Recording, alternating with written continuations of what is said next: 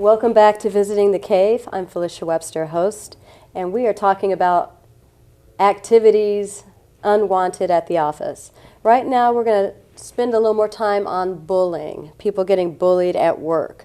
Now, I know, Q, that you you're your own business person, but there've got to be situations in your job where people are trying to, kind of add extra pressure to you in some way. Is it even possible to happen? I would imagine it would be, although it wouldn't be like a typical office experience.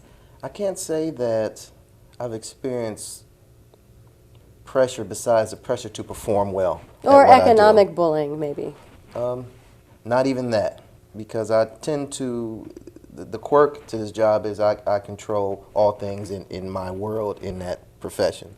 So if I feel uncomfortable on any level, I can immediately, dismiss the person. Okay. So I don't run into that problem. What about you, Daryl M.? I think many times people bully me to try. What is the purpose of a bully? I think they're trying to get a reaction. I always maintain a level of self-control. I try to. My demeanor is the same every day, whether it's something going on terrible or I'm going to react the same way with a level head. But you got some hotheads, knee jerks, and they want you to be the same way. When I scream and yell at you, you yell and scream back at me.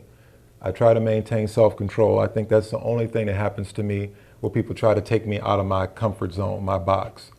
And they hate that I keep it just like this, because some things may happen and you say the wrong thing and you're out of a job. So when it comes to workplace and different things that are going on, I always stay focused on the prize, so to speak. I'm here to get a check, do what I got to do, and I'm out. So very limited.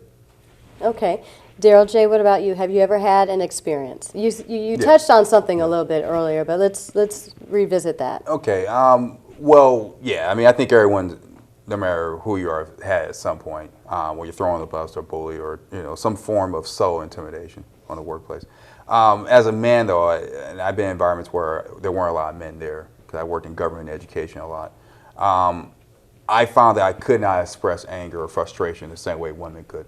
Women are allowed to stomp up and down, yell and scream in some cases, but as a man, if I did that, of course, I'd be you wouldn't be a man, right? Yeah, I'd be loud and cuss, right? So I had to find more subtle ways to deal with it. I say, hey, there's a problem here.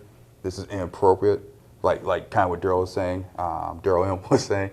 I found that to be effective, I always had to maintain control. Doesn't mean the bully wins, but I'm saying this is an inappropriate email, inappropriate conversation, or we're going to handle this a different way.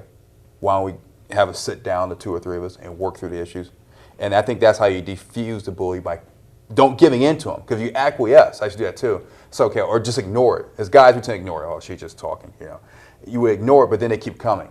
But you have to confront them, but confront them in a way that leads to a solution or an outcome. And I think that way you win if you're dealing with a bully. Okay, so now for the last moment or so that we have for the show, let's touch on economics, the present new, business and the world of working has changed drastically in the last couple of years. Now that the smoke and mirrors economy is pretty much gone, what do you see for the future for men in general? You all do different things, but you kind of have to have an idea of what and where things may be going, not just for yourself, but for men in general in the workplace. I know Daryl J. mentioned earlier that he thought it was going to become a much more service economy here in this country, and what that meant for men. Would you like to expound on that?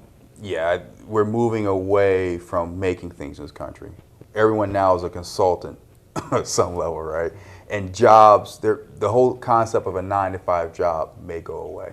So now we're in a service industry, we're consultants, so now we have to get used to every 2 or 3 years bouncing around and you really being your own boss and you selling yourself. Okay, quickly, Q, because I know you... Everybody's buying up everything in the United States from somewhere else. So our wages are going to go down to meet what they're used to overseas, and there will be no job that just got great a great paycheck. Everybody's going to be making almost a little above minimum, and you just got to have 2 and 3 jobs. Okay, thank you guys. We've run out of time. Once again, please be sure to go to our website, www.visitingthecave.com, and visit us on Facebook on our group page, Visiting the Cave. We will see you soon. Thank you.